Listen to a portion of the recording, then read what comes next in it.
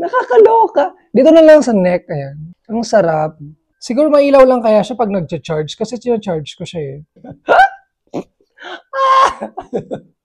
Nakakakiliti! Hi! Kumusta kayo? Mag-unbox tayo ngayon. Samahan niyo ako. Meron akong binili na pang-massage dito. Binili natin siya sa Alehop. Ayan. Isa siyang store dito sa Spain. Hindi ko lang alam kung meron ding Alehop sa ibang parte ng mundo.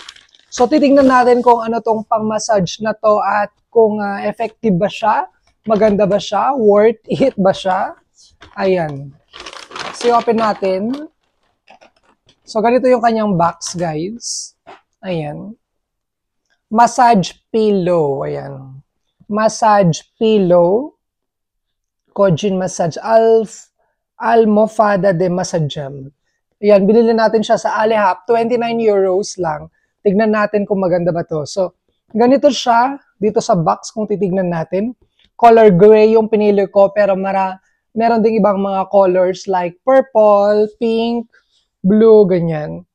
So, titignan natin kung maganda nga ba to. So, sabi dito, pag halimbawa nasa car kayo, pwede nyo siyang gamitin. Or pag nasa sofa. Or, at saka nandito yung kaniyang mga, ang tawag nito? Mga features. At meron ditong QR code. Hindi ko lang alam kung para saan to. Baka para sa mga bagay-bagay dito, no? Kung paano siya i-set up ganyan. Anyways, i-open ko na siya. Welcome to my channel, Nathaniel Travels. Tignan nga natin kung okay ba tong taga-massage natin na to. Meron siya mga ano dito. So, ang kasama niya, ito yung kanyang charger to, no? Ito yung charger. Made in China. AC-DC adapter. Tapos, ito naman ang baka ito yung ano, i-connect natin mamaya. Tararan! Ito na siya. Ayan, excited much. So, maliit lang pala siya, guys. Ganito lang siya kalaki. I-open natin siya sa kanyang plastic. Kayo ba, guys, yung mga nanonood dyan, meron na ba kayo na bili na massage pillow? Maganda rin ba siya? Ayan.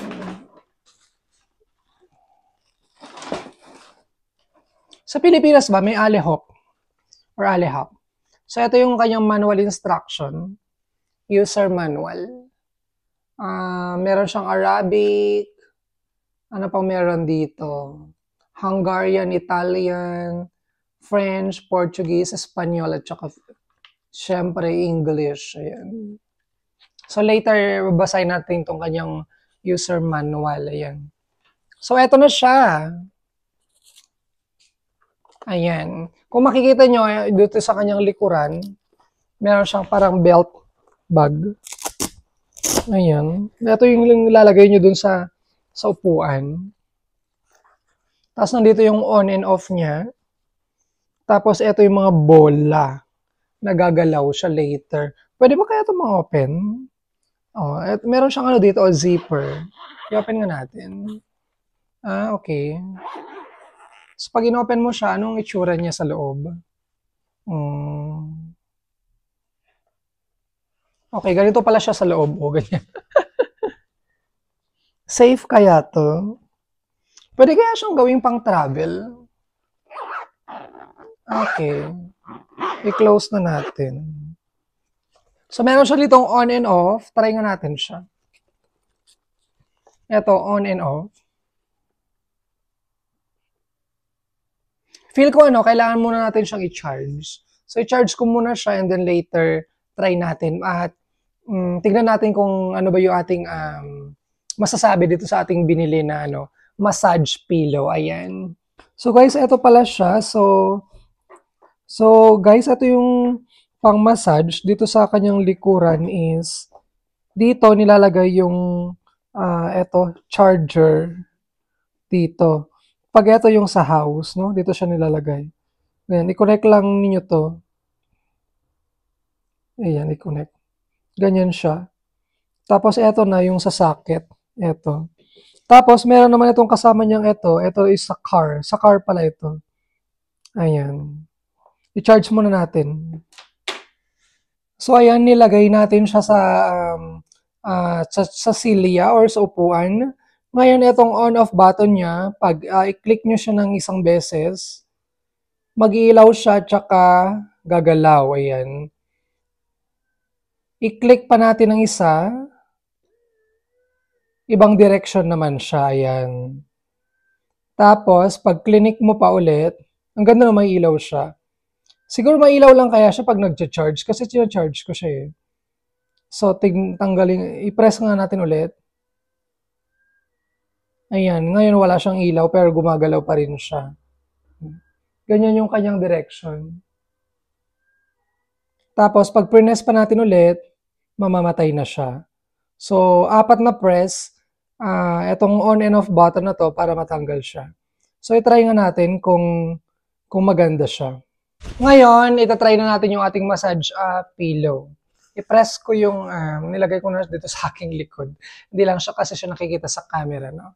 Press natin yung on-off button.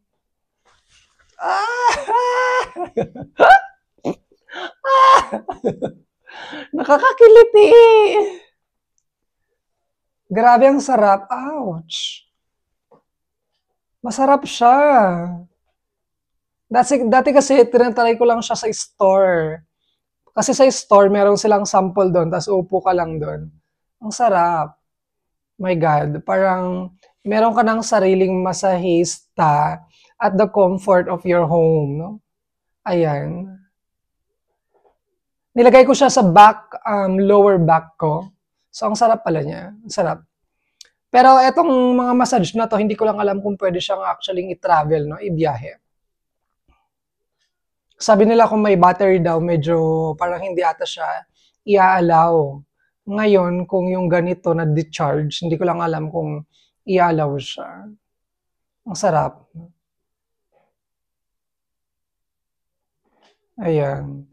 Kusa siyang nag-change ng ng direction. Hindi ko na press yung yung on and off button ulit. Nag-change siya ng direction.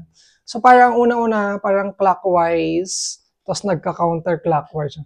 Clockwise, tapos counterclockwise. Ang galing, no?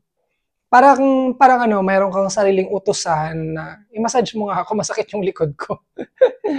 Maganda siya guys kung masakit yung likod ninyo. Ayan, na sobrang relaxing siya. Pwede ko kaya siyang gamitin everyday kung halimbawa na masakit yung likod ko. Or baka naman may side effect na siya. Ayan. Tapos pwede mong i-taas or ibaba yung massage. Ito massage pillow. Ang cute. Grabe, nakakatuwa lang. Grabe yung technology na. Ang dami nilang na-invento sa lahat. Ayan, ang sarap.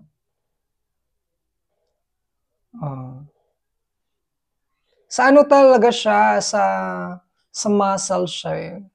Both sides kasi, no? Yun yung tina-target niya. Okay.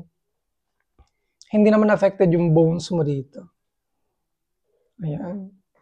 Nakakakiliti siya. Pag hindi kayo sanay na matouch, char, medyo nakakakiliti. Ang ganda-ganda ng experience. Wow. I-try ko nga ipataas. Parang gumagalaw din sa likod ko. Try ko nga itaas siya. Nakakatuwa. Ayan, tanggal na yung dito, tawag ito. Sakit sa likod. Ayan. Bongga. I-try ko nga itaas. Ayan, itaas ko lang ng konti. Tignan ko nga kung okay din siya. Pag gusto ko yung sa may upper back. Try naman natin dito sa medyo upper back. Ayan. Ah! Grabe! Ay, parang may nangingiliti. May nangingiliti sa'yo. Diyos mio. Ayan. Para lang siyang laruan ng cute. Ang galing, no? Oh. Ang galing niya mag-massage. Ang ganda. 29 € ang bili ko dito. So, magkano kaya sa pesos? Kung 60 ang 1 euro is 60 pesos. So, pag 10, 600. 6, 12, 18. Mga 1,800 pesos ata. Pag kinonvert mo siya sa Philippine money. Masarap siya. Pwede rin kaya to sa pang back lang kaya siya. Meron pa actually yung ibang yung taga-massage na para siyang, anong tawag ito? Parang mixer, ginaganon mo lang siya. Well, eto, parang naka-design lang talaga siya for back. Ayan. Oh. Feel ko nakakatanggal naman siya ng konting stress.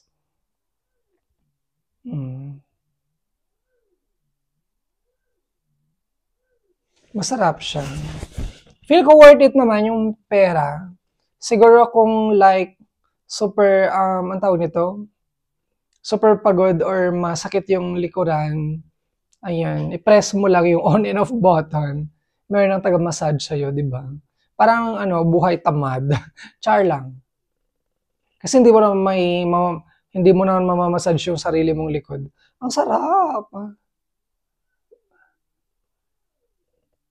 Medyo masakit po talaga yung likod ko, kaya feel ko okay to. Ang galing naman ito, parang siyang kamay talaga. Oh. Ang bongga. Dapat pala ibaba ko pa ng konti. Later, itaas natin ng konti. Ayan. So, pwede mo siyang itaas baba, depende sa lugar ng likod na gusto mo siyang i-massage. Sa ngayon, hindi ko pa siya na-appreciate ko siya, no?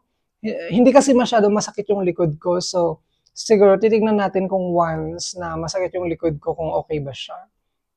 I mean, kung worth it talaga siya. But for now, okay naman. Siguro, if i-rate ko siya from 1 to 5, siguro 4. Ayun. Pero gusto ko yung sa may upper back talaga. Masyado maliit yung upuan, dapat doon sa malaking upuan ko siya ilagay. Ayan.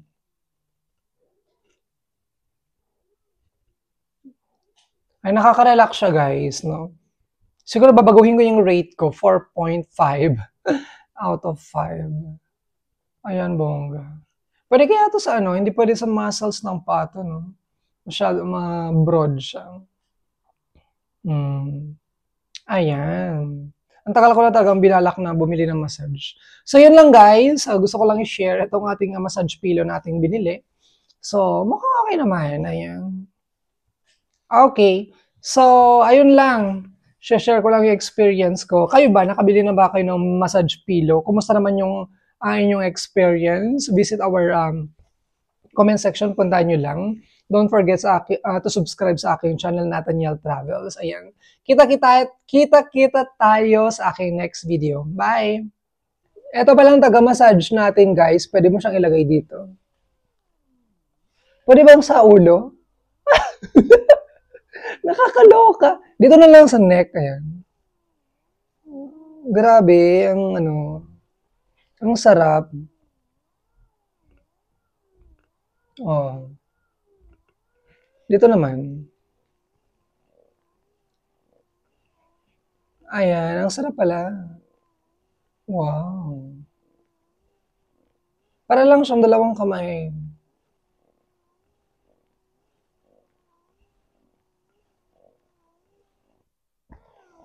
O, diba? Tignan nyo. Babago siya ng direction. Hindi mo na kailangang i-press. Sa lower back naman. Ay, dito. Sa banda na to. Parang ito usually yung nananakit talaga yung part na to. Baka pwede rin higaan itong massage pillow.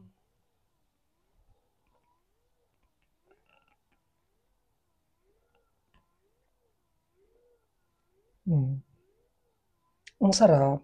Perfect.